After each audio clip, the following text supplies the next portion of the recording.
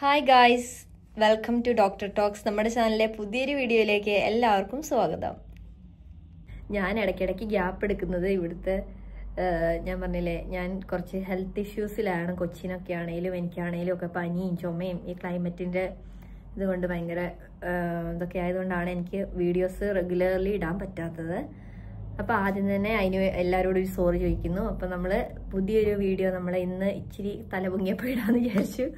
അപ്പോൾ പുതിയ വീഡിയോയിലേക്ക് എല്ലാവർക്കും സ്വാഗതം. അപ്പം നമ്മൾ ഇന്ന് ഞാൻ വീഡിയോ ചെയ്യാൻ ഉദ്ദേശിച്ചേക്കുന്നത്, അതായത് ഞങ്ങളിവിടെ വന്നിട്ട് 2.5 years ആയിട്ടുണ്ട്. ഇപ്പം നിയർലി 3 years ആകാൻ പോകുന്നു. അപ്പോൾ ഈ സമയത്ത് എനിക്ക് ബെസ്റ്റായിട്ട് നിങ്ങളോട് പറഞ്ഞു തരാൻ വേണ്ടിയിട്ട്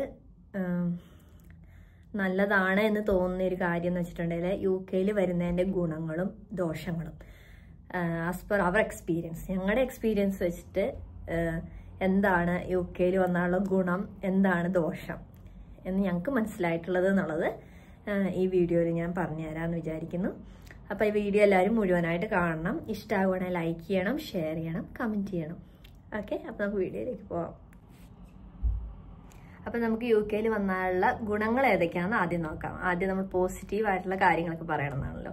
അപ്പോൾ ഫസ്റ്റ് ഗുണം എന്ന് പറയുന്നത് ഈക്വൽ റെസ്പെക്ട് ഫോർ എനി ജോബാണ്. ഏത് ജോബ് നമ്മളിവിടെ ചെയ്താലും നമുക്കതിന് ഈക്വൽ റെസ്പെക്റ്റ് ആയിരിക്കും. അത് നിങ്ങൾ മാനേജർ ആയാലും ശരി, ഇവിടുത്തെ ക്ലീനിങ് ജോബ് ചെയ്യുന്ന ആളാണെങ്കിലും ശരി. അപ്പോൾ ഏത് ജോലി ചെയ്യിക്കുകയാണെങ്കിലും അതിൻ്റേതായൊരു റെസ്പെക്റ്റ് നമുക്ക് കിട്ടും എന്നുള്ളതാണ് ഒന്നാമത്തെ ഗുണം എന്ന് പറയുന്നത്. നമ്മുടെ ഇന്ത്യയിലാണെങ്കിൽ ഇപ്പോൾ ഒരു മാനേജർ പോസ്റ്റിലിരിക്കുന്ന ആളും അതേപോലെ തന്നെ ആ സ്ഥാപനത്തിൽ ക്ലീനിങ് ജോബ് ചെയ്യുന്ന ഒരാൾക്കും എനിക്ക് തോന്നുന്നില്ല ഒരേ റെസ്പെക്റ്റ് കിട്ടും എന്നുള്ള കാര്യം. പക്ഷേ UK അങ്ങനെയല്ല. നമുക്ക് ഏത് ജോലി ചെയ്താലും അതിന് അതിൻ്റെതായ ഒരു റെസ്പെക്റ്റ് ഉണ്ട്. അതിൻ്റെതായെന്ന് വെച്ചിട്ടുണ്ടെങ്കിൽ ഇപ്പോൾ മാനേജറാണേലും ഒരു പക്ഷേ ക്ലീനിങ് ജോബ് ചെയ്യാൻ നമ്മളെ ഹെൽപ്പ് ചെയ്യും. പക്ഷെ നമ്മുടെ നാട്ടിലാണെങ്കിലോ മാനേജർ കസേരയിൽ അവിടെ ഇരിക്കുകയുള്ളൂ അല്ലേ. പക്ഷെ ഇവിടെ അങ്ങനെയല്ല. എല്ലാവർക്കും ഇന്ന ജോലി അല്ലെങ്കിൽ ഞാൻ ഇന്ന ആള്, ഞാൻ ഇവിടുത്തെ വലിയ ആള്, അങ്ങനെ ഒരു ഇതില്ല. എല്ലാവരും സെയിം. അങ്ങനെ ഒരു ഈക്വാലിറ്റി ഉണ്ട് എന്നുള്ളതാണ് എനിക്ക് ഏറ്റവും ഇഷ്ടപ്പെട്ട UK ഒരു കാര്യം എന്ന് പറയുന്നത്. നെക്സ്റ്റ് എന്ന് പറയുന്നത് നമ്മുടെ ഷിഫ്റ്റ് ടൈമിങ്സ് നമുക്ക് നമ്മുടെ ചോയ്സിനനുസരിച്ച് എടുക്കുക എന്നുള്ളതാണ്. ഇതെന്ന് പറയുന്നത് നമുക്ക് ഷിഫ്റ്റ് ടൈം നമുക്ക് ചൂസ് ചെയ്യുക എന്നുള്ളതാണ്. അതായത് ഇപ്പോൾ ചൈൽഡ് കെയർ ഒക്കെ ഉള്ളവരാണെങ്കിൽ നമുക്ക് വേണമെങ്കിൽ ഒരു പാർട്ട്നേഴ്സിന് ലൈക്ക് അച്ഛനിപ്പോൾ രാത്രി വർക്ക് ചെയ്യുക, അമ്മ ഡേ വർക്ക് ചെയ്യുക, അപ്പോൾ കൊച്ചിനെ നോക്കാൻ ഒരാൾ വീട്ടിലുണ്ടാവും. അങ്ങനെ നമുക്കങ്ങനെ അഡ്ജസ്റ്റ് ചെയ്ത് നമുക്ക് ഷിഫ്റ്റ് തിരഞ്ഞെടുക്കാം. അതായത് ഇപ്പോൾ ഇവിടെ നമ്മുടെ നല്ല പോലെയല്ല, ഇവിടെ നൈറ്റ് ഷിഫ്റ്റ്സും ചെയ്യാൻ വേണ്ടിയിട്ട് ഒത്തിരി പേരെ ആവശ്യമുണ്ട്. അപ്പോൾ മെയിൻലി ഇവിടെ ആണുങ്ങളൊക്കെ നൈറ്റ് ഷിഫ്റ്റാണ് കൂടുതലായിട്ടും ചെയ്യുന്നത്. ലേഡീസ് ഡേ ഷിഫ്റ്റ് അങ്ങനെയാണ് കൂടുതലായിട്ടും കാണുന്നത്. എന്നാലും അങ്ങനെ നമുക്ക് ഇനിയിപ്പം എല്ലാ കുട്ടിയുടെ അമ്മയ്ക്ക് നൈറ്റ് ചെയ്യണം എന്നാണെങ്കിൽ അങ്ങനെ എങ്ങനെയാണെങ്കിലും നമുക്ക് ഇഷ്ടമുള്ള രീതിയിൽ ഷിഫ്റ്റ് നമുക്ക് ചൂസ് ചെയ്യാം. അതാണ് നമ്മുടെ രണ്ടാമത്തെ കാര്യം എന്ന് പറയുന്നത്. പിന്നെ അടുത്തതെന്ന് പറയുന്നത് മൂന്നാമത്തെ കാര്യം, അതത്ര നല്ല കാര്യമൊന്നുമല്ല, പക്ഷെ മദ്യപാനികളെ സംബന്ധിച്ച് അതൊരു നല്ല കാര്യമായിട്ട് അവർക്ക് തോന്നാനിടയുണ്ട്. അതായത് മദ്യം എന്ന് പറയുന്നത് നമ്മുടെ നാട്ടിൽ ബീവറേജിൽ ക്യൂ നിന്ന് മേടിക്കണം. പക്ഷെ ഇവിടെ അങ്ങനെ മേടിക്കേണ്ട. ഇവിടെ നമുക്ക് ഏത് സൂപ്പർ മാർക്കറ്റിൽ ചെന്നാലും നമുക്ക് മദ്യം ഏത് വേണേലും തിരഞ്ഞെടുക്കാം. നമുക്ക് ചൂസ് ചെയ്യാം. 18 years above ആയാൽ മതി. നമുക്ക് ഇഷ്ടമുള്ള ഇത് എവിടെ ഏത് സൂപ്പർ മാർക്കറ്റിൽ നിന്നല്ല, ലോക്കൽ ഷോപ്പുകളിൽ വരെ മദ്യം അവൈലബിൾ ആണ്. അപ്പോൾ അത് മൂന്നാമത്തെ കാര്യം. നെക്സ്റ്റ് എന്ന് പറയുന്നത് ഫോർത്ത് വണ്ണാണ്. അതായത് free funded education for children എന്നുള്ളതാണ്. അതായത് കുട്ടികൾക്ക് അത് ഇപ്പം ഞാൻ ന്യൂസിൽ അടുത്തിടെയുള്ളൊരു BBC ന്യൂസിലുണ്ടായിരുന്നത് 9 മാസം മുതൽ ചൈൽഡ് കെയർ ഫ്രീ ആണെന്നുള്ളതാണ്. പക്ഷേ അത് എത്രത്തോളം ആപ്ലിക്കബിൾ ആണ് ഇപ്പോൾ എന്ന് എനിക്കറിയത്തില്ല. പക്ഷെ അതിൻ്റെ ഒരു നിയമം വരുന്നുണ്ടെന്ന് ഇങ്ങനെ പറയുന്നത് കേട്ടു.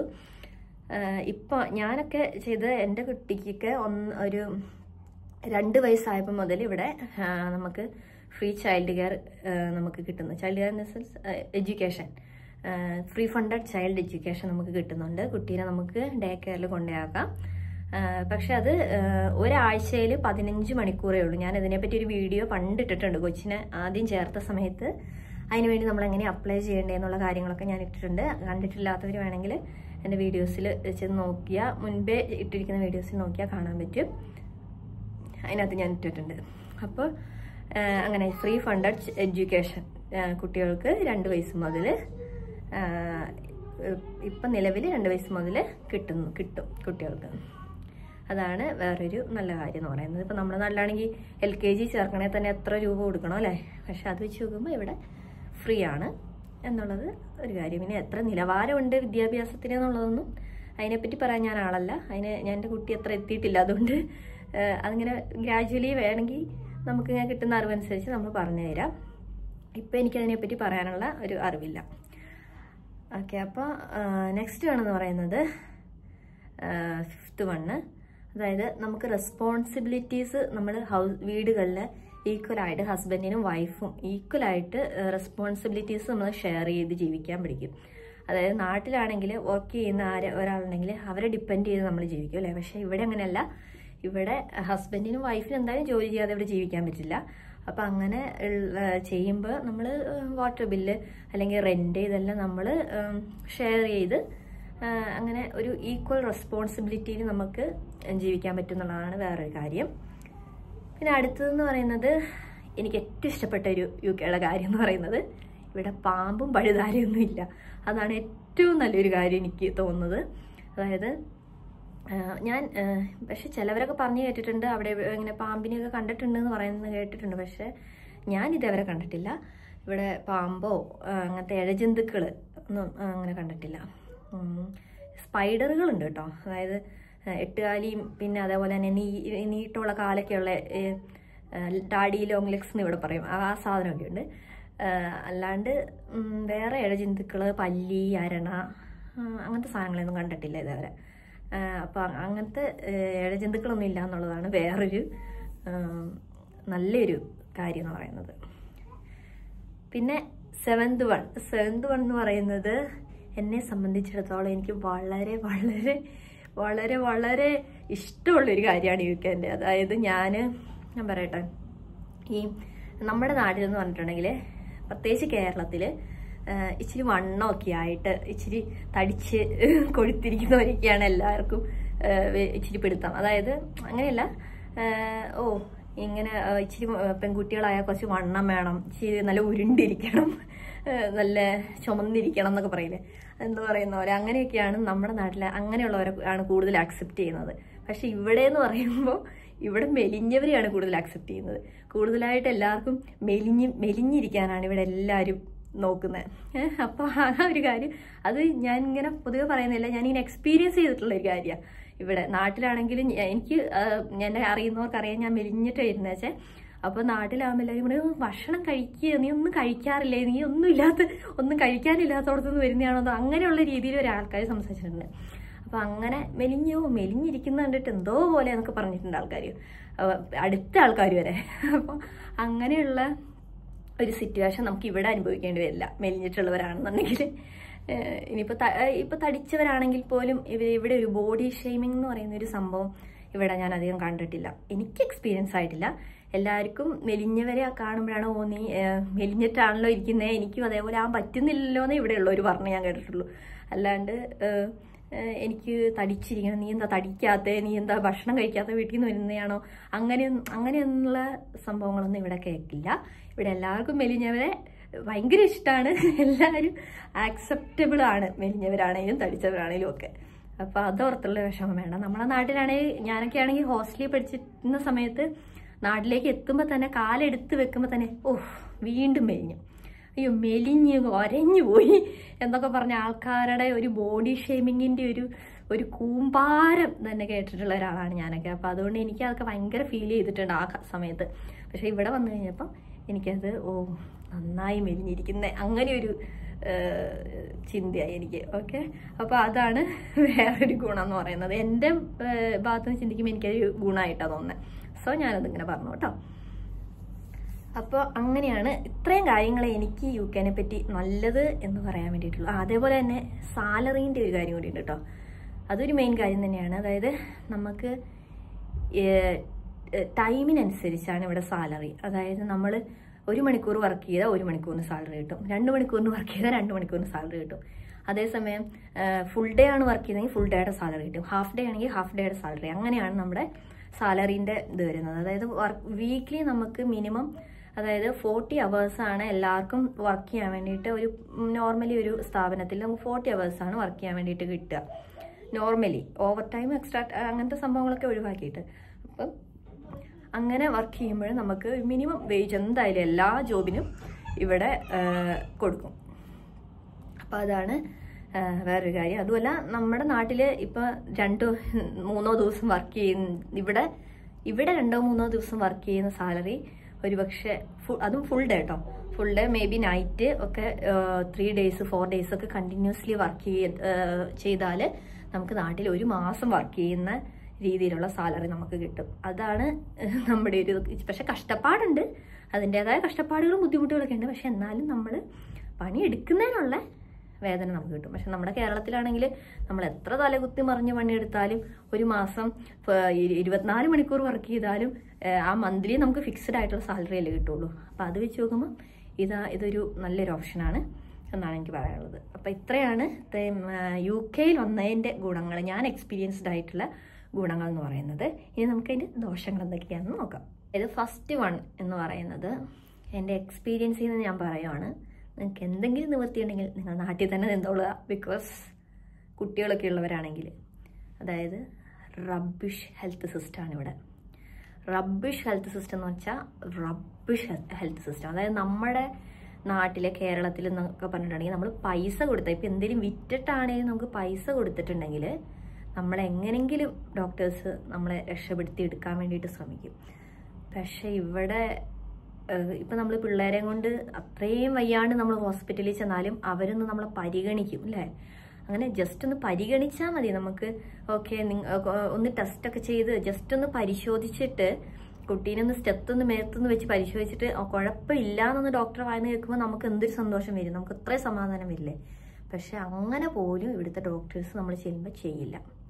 ഒരുപക്ഷെ ഇവിടെ ഇത്രയും പോപ്പുലേഷൻ ഉള്ളതുകൊണ്ടായിരിക്കാം. പക്ഷേ ഒന്നാമത്തെ കാര്യം, പ്രൈവറ്റ് ഹോസ്പിറ്റൽസ് ഒന്നും ഇവിടെ അധികമായിട്ടില്ല. അവിടെ ഇവിടെയൊക്കെ ഓരോന്നുണ്ടെന്ന് പറയുന്നത് കേട്ടിട്ടുണ്ട്. പക്ഷെ അവിടെയൊക്കെ ഭയങ്കര എക്സ്പെൻസീവാണ്. അതൊക്കെ നമ്മൾ സാധാരണക്കാരെ കൊണ്ടൊന്നും അതൊന്നും താങ്ങാൻ പറ്റില്ലെന്നാണ് പറയുന്നത്. ഇപ്പം മെയിൻലി ഇപ്പോൾ നമ്മൾ ആശ്രയിക്കുന്നത് ഇവിടുത്തെ ഗവൺമെൻറ് NHS ട്രസ്റ്റുകളെയാണ്. അപ്പോൾ അവിടെ നമുക്ക് പേഴ്സണൽ ഡോക്ടറും GP അങ്ങനത്തെ സംഭവങ്ങളൊക്കെ ഉണ്ട്. പക്ഷെ എന്നിരുന്നാലും നമുക്ക് ഹെൽത്ത് എന്ന് പറയുന്നത് എന്തെങ്കിലും അസുഖം വന്നു കഴിയുമ്പോഴാണ് നമ്മളത് പ്രത്യേകമായിട്ട് നമുക്കത് മനസ്സിലാകുക. മെയിൻലി ഈ ഒരു മാസത്തിൽ മുഴുവൻ ഞാൻ ഹോസ്പിറ്റൽ വാസമായിരുന്നു. അതായത് ഞാൻ കൊച്ചിനെ കൊണ്ട് ഓരോ ഹോസ്പിറ്റലുകൾ മാറി കയറി ഇറങ്ങി ഞാൻ തന്നെ മടുത്തു. അവസാനം ഞാൻ തന്നെ ചിന്തിച്ചിട്ടുണ്ട് ഇന്ത്യയിലേക്ക് എങ്ങനെയും കയറിപ്പോയായിരുന്നു. അങ്ങനെ അത്രയ്ക്കും ഒരു ദാരുണമായ ഒരു ഹെൽത്ത് സിസ്റ്റമാണ് ഇവിടെ. ഫസ്റ്റ് ഞാൻ വന്ന സമയത്ത് എന്ന് പറഞ്ഞിട്ടുണ്ടെങ്കിൽ കൊച്ചിന് 1.5 വയസ്സേ ഉള്ളൂ. അന്ന് കൊച്ചിന് ഫുഡ് പോയിസൺ ആയിട്ട് 3-4 ദിവസമായിട്ട് കൊച്ച് കണ്ടിന്യൂസ്ലി വോമിറ്റിങ്, ഡയേറിയ, ഫീവർ ഒക്കെ ആയിട്ട് ഞങ്ങൾ ഹോസ്പിറ്റലിൽ 1.5 വയസ്സുള്ള കൊച്ചിനെ കൊണ്ട് ചെന്നപ്പോൾ ആ ഡോക്ടർ പറഞ്ഞത് 7 days കണ്ടിന്യൂസ് ആയിട്ട് കുട്ടി വൊമിറ്റ് ചെയ്യും, ഡയേറിയ ഉണ്ടാവുകയും ചെയ്താൽ മാത്രം ഇങ്ങോട്ട് വന്നാൽ മതി, അല്ലെങ്കിൽ ഇങ്ങോട്ട് വരണ്ട കൊച്ചിന്. എന്നിട്ട് അവസാനം ഞങ്ങൾ 7 days കഴിഞ്ഞ് ചെന്നപ്പോൾ അവർ തന്നു വിട്ടത് ഒരു ORS. പക്ഷെ അങ്ങനെയൊക്കെ കാണുമ്പോൾ ഒരുപക്ഷെ നല്ലതിനായിരിക്കാം. പക്ഷെ എന്നാലും ഒരു ആന്റിബയോട്ടിക്കോ അങ്ങനത്തെ ഒരു സംഭവങ്ങളും ഇവർ തരില്ല. ഭയങ്കര ആന്റിബയോട്ടിക് തരാൻ എന്തിനാ അവരിങ്ങനെ പിശുക്ക് കാണിക്കുന്നത് എനിക്കറിയത്തില്ല. എന്തിനു ചെന്നാലും പാരസിറ്റാമോൾ കഴിക്കൂ, 2 നേരം പാരസിറ്റാമോൾ കഴിച്ചു എന്ന് പറയുമ്പോൾ 2 നേരം പോലെ 4 നേരം പാരസിറ്റാമോൾ കഴിക്കൂ, അങ്ങനെ പറയുന്നൊരു പ്രവണതയാണ് ഇവിടുത്തെ ഹെൽത്ത് എന്ന് പറയുന്നത്. അതായത് അവർ ആന്റിബയോട്ടിക് എന്ത് ചെയ്താൽ തരില്ല. നമ്മൾ ചാവാൻ പോവാന്ന് പറഞ്ഞാൽ അത്രയും അങ്ങ് കൂടിയാൽ മാത്രമേ ആന്റിബയോട്ടിക് തരുള്ളൂ. അല്ലെങ്കിൽ അവർ ആന്റിബയോട്ടിക് എന്ന് പറഞ്ഞ സാധനം നമുക്ക് തരില്ല. അപ്പോൾ എൻ്റെ ഒരു അഭിപ്രായത്തിൽ കുട്ടികളൊക്കെ ഉള്ളവരാണെങ്കിൽ ഇങ്ങോട്ട് വരുന്നുണ്ടെന്നുണ്ടെങ്കിൽ തന്നെ നിങ്ങൾ നാട്ടിൽ നിന്ന് ആവശ്യത്തിന് ആന്റിബയോട്ടിക്, കുട്ടികൾക്കുള്ള മരുന്നുകളൊക്കെ ആവശ്യത്തിന് പഠിച്ച് ആന്റിബയോട്ടിക്കുകളൊക്കെ ആവശ്യത്തിന് കുട്ടികൾക്കുള്ളതെങ്കിലും കരുതിയിട്ട് വരിക എന്നുള്ളത് മെയിനായിട്ടുള്ള ഒരു കാര്യമാണ്. അല്ലെങ്കിൽ നമ്മൾ കുറേ കഷ്ടപ്പെടും ഇവിടെ വന്നാൽ. അതുപോലെ തന്നെ സർജറിക്ക് പോലും, ഇതിപ്പോൾ എൻ്റെ ഒരു ഫ്രണ്ടിൻ്റെ കുട്ടിക്ക് സർജറിക്ക് വേണ്ടിയിട്ട് ഇവർ ഹോസ്പിറ്റലിൽ ചെന്ന്, അത് സർജറീൻ്റെ ചെയ്യേണ്ട ഒരു കേസായിരുന്നു. അതായത് അഡിനോയിഡ് എന്ന് പറഞ്ഞിട്ട് മൂക്കിൽ ഇങ്ങനെ ദശ വളർന്നിട്ട് ശ്വാസം വിടാൻ പറ്റാത്ത അവസ്ഥയായിരുന്നു കുട്ടിക്ക്. അങ്ങനെ ചെന്ന് കഴിഞ്ഞപ്പം ഡോക്ടേഴ്സ് ഇവിടുന്ന് പറയുന്നു 1.5 വർഷം വെയിറ്റ് ചെയ്യണം അതിൻ്റെ അപ്പോയിൻമെൻറ്റിന്, സർജറീൻ്റെ അപ്പോയിൻമെൻറ്റിന്. അങ്ങനെയുള്ളൊരു ഹെൽത്ത് സിസ്റ്റമാണ്. അത് കുഞ്ഞു കുട്ടിയാണ്. അപ്പോൾ അത്രയും എന്നിട്ട് അവർ നാട്ടിൽ പോയി ചെയ്യുക ചെയ്തത്. കേരളത്തിൽ വന്നു, പിറ്റേ ദിവസം സർജറി ചെയ്തു, അവർ 2 ആഴ്ച റെസ്റ്റ് എടുത്ത് കയറി പോകും. അതുകൊണ്ട് അതാണ് ഇത്. ഹെൽത്ത് സിസ്റ്റം എന്ന് പറഞ്ഞാൽ ഒന്നും പറയാനില്ല, വെറും പോക്കാണ്. ഇനിയിപ്പോൾ അങ്ങേ വേറെ എന്തെങ്കിലുമൊക്കെ കേസുകളുടെ കാര്യമൊന്നും എനിക്കറിയില്ല. പക്ഷേ ഇപ്പം നോർമലി നമ്മൾ ദൈനംദിനം നമ്മൾ ആശുപത്രിയിൽ പോകേണ്ട കാര്യങ്ങളുണ്ടല്ലോ, എന്തെങ്കിലും അസുഖങ്ങൾ, നമ്മൾ നോർമലായിട്ട് വരുന്ന അസുഖങ്ങൾ അങ്ങനെയൊക്കെ വരുമ്പോൾ അതിൻ്റെ കാര്യമാണ് ഞാൻ പറയുന്നത്. അപ്പോൾ അതിനൊക്കെ ഹോസ്പിറ്റൽ ഹെൽത്ത് എന്നൊക്കെ പറയുന്നത് ഇവിടെ ഇച്ചിരി കഷ്ടപ്പാടാണ്. അപ്പോൾ അതൊക്കെ കരുതി അറിഞ്ഞ് വരാനുള്ളവരൊക്കെ വരിക. അപ്പോൾ ആൻറ്റിബയോട്ടിക് നിങ്ങൾ എന്ത് കൊണ്ടുപോകുന്നില്ലേലും ആൻറ്റിബയോട്ടിക് ഉണ്ടായാൽ ആരും മറക്കണ്ട. കുറച്ച് അമോക്സിലിനോ സിത്രമൈസിനോ അങ്ങനത്തെ ഡോക്ടേഴ്സിനോട് നിങ്ങൾ സംസാരിച്ചിട്ട് പ്രിസ്ക്രിപ്ഷനൊക്കെ ആയിട്ട്, പ്രിസ്ക്രിപ്ഷൻ ഉണ്ടെങ്കിലേ ഇങ്ങോട്ട് കടത്തി വിടുള്ളൂ. അപ്പോൾ അങ്ങനെ ഉണ്ടെങ്കിൽ അങ്ങനെയൊക്കെ എടുത്തിട്ട് വരാൻ വേണ്ടി പ്രത്യേകം ശ്രമിക്കുക, പ്രത്യേകിച്ച് കുട്ടികളിലൊരു. നെക്സ്റ്റ് വേണമെന്ന് പറയുന്നത് ടാക്സ്. ടാക്സ് എന്ന് പറയുന്നത് വലിയൊരു സംഭവമാണ് ഇവിടെ. നമ്മൾ ഈ ഇൻഷുറൻസ് നമ്മൾ അടയ്ക്കുന്നുണ്ട് കേട്ടോ. നമ്മുടെ ഹെൽത്ത് കെയർ ഫ്രീ ആണെന്ന് പറഞ്ഞാൽ നമ്മൾ എല്ലാ പ്രാവശ്യവും ശമ്പളം കിട്ടുമ്പം നമ്മുടെ കയ്യിൽ നിന്ന് ഒരു നിശ്ചിത പൈസ നമ്മുടെ കയ്യിൽ നിന്ന് ഇവർ നാഷണൽ ഇൻഷുറൻസ് എന്ന് പറഞ്ഞ് മേടിച്ച് വെക്കുന്നുണ്ട്. എന്നിട്ടാണ് ഇവർ ഹെൽത്ത് ഫ്രീ ആണെന്നൊക്കെ പറയുന്നത്. എന്നിട്ടൊട്ട് മരുന്നിട്ട് തരുമോ ഇല്ല. അപ്പോൾ ഈ ടാക്സിൻ്റെ വക നമ്മുടെ കയ്യിൽ നിന്ന് ഒരു നല്ല പൈസ ഇവരങ്ങ് എടുക്കുന്നുണ്ട്. ഓവർ ടൈമൊക്കെ ചെയ്താൽ ടാക്സ് ഡബിൾ ഇരട്ടിയായിട്ട് ഇവർ പിടിച്ചെടുക്കും. അപ്പോൾ നമ്മൾ വർക്ക് ചെയ്യുന്നതിൻ്റെ ഒരു 3/4 ഭാഗം പൈസ പോലും നമ്മുടെ കയ്യിലെത്തില്ല ഓവർ ടൈമൊക്കെ ചെയ്താൽ തന്നെ. അപ്പോൾ അതാണ് ഒരു വലിയ പ്രശ്നം എന്ന് പറയുന്നത്. പിന്നെ ലിവിങ് എക്സ്പെൻസ് എന്ന് പറയുന്നത് അത് വേറൊരു കാര്യമാണ്. പിന്നെ അന്നേരം സാലറിയെ കമ്പയർ ചെയ്ത് നോക്കുമ്പോൾ നമുക്ക് ലിവിങ് എക്സ്പെൻസ് ബാലൻസ്ഡ് ആക്കി കൊണ്ടുപോകാൻ പറ്റും. എന്നിരുന്നാലും താരതമ്യേന ഒരു സാധാരണക്കാരുടെ ഫാമിലിക്ക് ലിവിങ് എക്സ്പെൻസ് കുറച്ച് കൂടുതലാണ്. അടുത്തതെന്ന് പറയുന്നത് തേർഡ് വണ്ണാണ്. അത് വർക്ക് സ്ട്രെസ്. വർക്ക് സ്ട്രെസ് എന്ന് പറയുന്നത് സത്യം പറഞ്ഞാൽ നല്ല രീതിയിലുണ്ട്. മെയിൻലി നൈറ്റ് വർക്ക് ചെയ്യുന്നവർക്ക് കൂടുതലുണ്ടാവും, ഫ്രസ്ട്രേഷൻസും കാര്യങ്ങളും ഒക്കെ ഉണ്ടാവും. അതായത് നൈറ്റ് വർക്ക് ചെയ്യുന്നവർക്ക് കുട്ടികളും കൂടി ഉള്ളവരാണെങ്കിൽ ഡേ ചിലപ്പോൾ ഉറങ്ങാൻ ശരിക്കും പറ്റിയെന്നിരിക്കില്ല. അപ്പോൾ അതിൻ്റേതായ പ്രശ്നങ്ങൾ. അതുപോലെ തന്നെ ഇവിടെ ഇപ്പോൾ ഏറ്റവും കൂടുതൽ ഇൻക്രീസ്ഡ് നമ്പർ ഓഫ് ഡിപ്രഷൻസ് ആണ് ഈ വിദേശങ്ങളിൽ, മെയിൻലി യൂറോപ്യൻ കൺട്രീസിൽ നമ്മൾ കണക്കുകൾ നോക്കുമ്പോൾ അറിയാൻ കഴിയുന്നത്. അപ്പോൾ ഇങ്ങനെ സ്ട്രെസ്സ്, വർക്ക് ലോഡ് അത് വേറൊരു പ്രശ്നമാണ് റിയലി. അത് പ്രത്യേകിച്ച് ഞാൻ പറഞ്ഞ പോലെ നൈറ്റ് വർക്ക് ചെയ്യുന്നവർക്കാണ് മെയിൻലി അഫക്റ്റഡ് ആവുന്നത്. വർക്ക് സ്ട്രെസ്സ് അത് നന്നായിട്ട് തന്നെയുണ്ട്. എത്രയൊക്കെ ഇല്ലയെന്ന് പറഞ്ഞാലും വർക്ക് സ്ട്രെസ്സ് നന്നായിട്ട് തന്നെ ഇവിടെയുണ്ട്. പിന്നെ അടുത്തതെന്ന് പറയുന്നത് നമ്മുടെ വീട്ടിൽ പാരൻസിൻ്റെ അടുത്തല്ല. അതുകൊണ്ട് തന്നെ നമുക്ക് അതിൻ്റേതായൊരു വിഷമം ഉണ്ടാവും. നമുക്ക് എന്താ പറയുക, നമുക്ക് എന്തെങ്കിലുമൊക്കെ പറയാനോ നമ്മുടെ കാര്യങ്ങൾ നോക്കാനോ എപ്പോഴും നമ്മൾ പാരൻസിനെയൊക്കെ ഡിപ്പെൻഡ് ചെയ്ത്, നമ്മളൊരു കേരളീയരെന്ന നിലയ്ക്ക് നമ്മളെപ്പോഴും നമ്മുടെ പാരൻസിനെ ഒക്കെ ഡിപ്പെൻഡ് ചെയ്ത് ജീവിച്ച ആൾക്കാരാണല്ലേ. അപ്പം നമുക്ക് അവരെ അടുത്തൊന്നും ഇല്ലാതെ വരുമ്പോൾ നമുക്ക് അതിൻ്റേതായൊരു ബുദ്ധിമുട്ടും വിഷമങ്ങളൊക്കെ ഉണ്ടാവും. ലോൺലിനെസ്സും ഒരു ഇതൊക്കെ ഉണ്ടാകാം. അതൊക്കെ നമ്മൾ പിന്നെ തരണം ചെയ്ത് പോകുക. അതൊരു ദോഷം എന്നൊന്നും പറയാൻ പറ്റില്ല. എന്നാലും അതൊക്കെ ഇതിൻ്റെ ഒരു ഭാഗമായിട്ട് പറയാൻ പറ്റുന്ന കാര്യങ്ങളാണെന്ന് എനിക്ക് തോന്നിയോണ്ട് ഞാൻ പറഞ്ഞു. അത്ര തന്നെ. പിന്നെ അടുത്തത് കോൾഡും റെയിനും. അതായത് നമുക്ക് UK എന്ന് പറയുന്നത് അൺപ്രഡിക്റ്റബിൾ ക്ലൈമറ്റാണ്. ഇപ്പം നമ്മൾ നല്ല വെയിലായിരിക്കും പുറത്ത്. അത് അന്നേരം നമ്മൾ വെയിലാണല്ലോ, അപ്പോൾ കുടയൊന്നും വേണ്ടല്ലോ എന്ന് വിചാരിച്ച് പുറത്തിറങ്ങി കഴിഞ്ഞ് നമ്മൾ ഒരു 10-15 മിനിറ്റ് കഴിയുമ്പോഴത്തേനും വേണ്ട കോരിച്ചൊരിയുന്ന മഴ അങ്ങനെ ഉണ്ടാവും. അങ്ങനെ ക്ലൈമറ്റ് ഭയങ്കര ഒരു വല്ലാത്തൊരു ചേഞ്ചസ് ഉണ്ടാവും ഇവിടുത്തെ ക്ലൈമറ്റിൽ നോക്കി നിൽക്കുമ്പോൾ. പിന്നെ എപ്പോഴും എന്ന് പറഞ്ഞാലും കോൾഡാണ്. എപ്പോഴും ഒരു തണുത്തൊരു വെതറാണ്, ഒരു ഡള്ളായിട്ടുള്ളൊരു വെതറാണ് എപ്പോഴും. അല്ലാണ്ട് ഒരു പ്ലസൻ്റ് ആയിട്ടൊരു വെതർ ഈ ഞങ്ങൾ വന്ന സമയത്തൊക്കെ ഇച്ചിരി വെയിലും ചൂടൊക്കെ ഉണ്ടായിരുന്നു ഒരു കുറച്ച് മാസങ്ങളിൽ. പക്ഷെ അതിനുശേഷം പിന്നെ ഇതേവരെ ഞാൻ കണ്ടിട്ടില്ല ഇവിടെ വെയിൽ നന്നായിട്ടൊന്നും ഉണ്ടാകുന്നത്. ഫുള്ള് റെയിനും അതുപോലെ തന്നെ മഴ, ചെറിയ തൂളൽ മഴയാണെങ്കിൽ പോലും എപ്പോഴും ഇങ്ങനെ ഒരുമാതിരി ചീഞ്ഞ കാലാവസ്ഥ എന്നൊക്കെ നമ്മൾ പറയില്ലേ, അതേ ഒരു കാലാവസ്ഥയാണ്, ഒരു ഡള്ള് വെതർ. പിന്നെ അടുത്തതെന്ന് പറയുന്നത് ബസ് ട്രാൻസ്പോർട്ടേഷൻ. വെറും പോക്ക് ട്രാൻസ്പോർട്ടേഷനാണ്. നമ്മൾ കേരളത്തിലെ നമിക്കണം എന്നൊക്കെ വെച്ച് നോക്കുമ്പോൾ, കാരണം നമ്മുടെ കേരളത്തിൽ എപ്പോൾ 5 മിനിറ്റ് കൂടുമ്പോൾ ബസ്സാണ് അല്ലേ, അതും കറക്റ്റ് ടൈമിങ് നമ്മളെ പിടിച്ച് വലിച്ച ആൾക്കാരെ വിളിച്ച് കയറ്റിക്കൊണ്ട് പോകില്ലേ. പക്ഷെ ഇവിടെ അങ്ങനെയല്ല. ഇവിടുത്തെ ബസ് ടൈം എന്ന് പറഞ്ഞാൽ ഇങ്ങനെ കണിയാനെ വിളിച്ച് നമ്മൾ പ്രവചിച്ച് സമയം കണ്ടുപിടിക്കേണ്ട പോലെയാണ്. ഫോണിൽ നമുക്ക് കാര്യം പറഞ്ഞാൽ നോക്കിയാൽ അറിയാം, പക്ഷെ ആ ടൈമിങ്ങിലൊന്നും ഇവർ വരില്ല. ചുമ്മാ അവർക്ക് തോന്നുന്ന സമയത്ത് ബസ് ഡ്രൈവേഴ്സ് ഓടിക്കുന്ന പോലെ എനിക്ക് ഫീൽ ചെയ്തിട്ടുള്ളത്. അതായത് നമുക്ക് ഇന്ന മീൻസ് ഒരു പ്രോപ്പറായിട്ടുള്ളൊരു ടൈമിങ് ബസ്സിന് ഇവിടെ ഇല്ല. എല്ലായിടത്തും ഉണ്ടോയെന്ന് അറിയില്ല. ഇവിടെ ഞാൻ താമസിക്കുന്ന ഈ സ്ഥലത്ത് ഇങ്ങനെയാണ്. ഒരു എന്താ പറയുക, ബസ് ടൈമിംഗ് ഒന്നും ഒരു പ്രോപ്പർ വേയിലല്ല. അവർക്ക് തോന്നുന്ന 10 മിനിറ്റ് താമസിച്ചും 15 മിനിറ്റ് താമസിച്ചും ചിലപ്പോൾ 15 മിനിറ്റ് നേരത്തെയും അങ്ങനെയൊക്കെ ആയിട്ട് അവർക്ക് തോന്നുന്ന പോലെ അവർ വരികയും പോവുകയും ചെയ്യും. അതാണ് ഇവിടുത്തെ ബസ് ടൈമിംഗ് എന്ന് പറയുന്നത്. ട്രാൻസ്പോർട്ടേഷൻ അതുപോലെ തന്നെ ചില ഡ്രൈവേഴ്സൊന്നും നിർത്തുപോലുമില്ല ചിലപ്പോൾ നമ്മൾ കൈ കാണിച്ചിട്ടുണ്ടെങ്കിൽ. അങ്ങനത്തെയൊക്കെയുള്ള സിറ്റുവേഷൻസിലൂടെ നമുക്ക് കടന്നു കൊണ്ടുവന്നിട്ടുണ്ട്. പിന്നെ അടുത്തത് റെൻറ്റ്. അത് ഞാൻ ഓൾറെഡി പറഞ്ഞു. റെൻ്റ് എന്ന് പറയുന്നത് നമ്മളിപ്പം 2 ലക്ഷം രൂപ ശമ്പളം മേടിച്ചിട്ടുണ്ടെങ്കിൽ 1 ലക്ഷം രൂപ റെൻറ്റിൽ പോകും. പിന്നെ ബാക്കി 1 ലക്ഷം രൂപയിൽ നമ്മുടെ എക്സ്പെൻസും പിന്നെ അതുപോലെ തന്നെ നമ്മുടെ നാട്ടിലെ ലോൺ അടയ്ക്കെങ്കിൽ ലോൺ അടയ്ക്കൽ അതെല്ലാം അതിനകത്ത് ഇൻക്ലൂഡ് ആക്കേണ്ടി വരും. അപ്പം അങ്ങനെയുള്ള സാലറി ഉണ്ടാവും. പക്ഷേ അതിനനുസരിച്ച് എക്സ്പെൻസും ലൈഫ് എക്സ്പെൻസുകളും ഇവിടെ കൂടുതലുണ്ട്. റെൻറ്റൊക്കെ കൂടുതലുണ്ട്. പിന്നെ ചില സ്ഥലങ്ങളിൽ തീരെ റെൻറ്റ് കുറഞ്ഞ സ്ഥലങ്ങളുണ്ടെന്ന് കേട്ടിട്ടുണ്ട്. പക്ഷെ നമ്മുടെ ഇവിടെ വലിയ റെൻറ്റ് കുറവൊന്നുമില്ല. പിന്നെ അടുത്തത് മെയിൻ കാര്യം എന്ന് പറയുന്നത്, പൊതുവെ ആൾക്കാർ UK യിലേക്ക് വരാൻ പഠിക്കുന്ന ഒരു കാര്യം എന്ന് പറയുന്നത് PR 5 വർഷത്തിന് ശേഷം PR കിട്ടൂ എന്നുള്ളൊരു കാര്യമാണ്. സത്യമാണ്, അത് ഇച്ചിരി ഡിഫിക്കൽട്ട് ടാസ്ക്കാണ്. 5 വർഷത്തെ വർക്ക് വിസ ഉണ്ടെങ്കിൽ മാത്രമേ നമുക്കിവിടെ PR അപ്ലൈ ചെയ്യാൻ പറ്റുള്ളൂ. അതിന് ശേഷം നമുക്ക് ഏത് ജോലി വേണമെങ്കിലും ചെയ്യാം. പക്ഷെ അതുവരെ നമുക്ക് സ്പോൺസർഷിപ്പിൽ നമ്മൾ എന്ത് പണി വേണമെങ്കിലും ചെയ്യണം. അങ്ങനെ ഒരു രീതിയിലാണ്. അതിപ്പോൾ എത്ര എഡ്യൂക്കേഷൻ ഉള്ളവരാണെന്ന് പറഞ്ഞിട്ടും കാര്യമില്ല. നമുക്ക് സ്പോൺസർഷിപ്പ് കിട്ടുന്നത് ഏത് ജോലിയാണോ ആ ജോലി നമ്മൾ 5 വർഷം കണ്ണും പൂട്ടി ചെയ്താലേ നമുക്ക് PR അപ്ലൈ ചെയ്തിട്ട് പിന്നെ എന്തെങ്കിലും നല്ല ജോലി എന്നതിലേക്കൊക്കെ പ്രവേശിക്കാൻ വേണ്ടി പറ്റുള്ളൂ.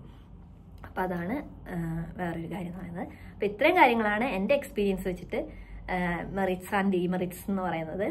അപ്പോൾ എല്ലാവർക്കും വീഡിയോ ഇഷ്ടമായെന്ന് വിചാരിക്കുന്നു. ഇഷ്ടമായിട്ടുണ്ടെങ്കിൽ ലൈക്ക് ചെയ്യുക, ഷെയർ ചെയ്യുക, സബ്സ്ക്രൈബ് ചെയ്യുക. ഇനി ഒരു വീഡിയോയിൽ വീണ്ടും കാണാതെ വരെ എല്ലാവർക്കും ബൈ.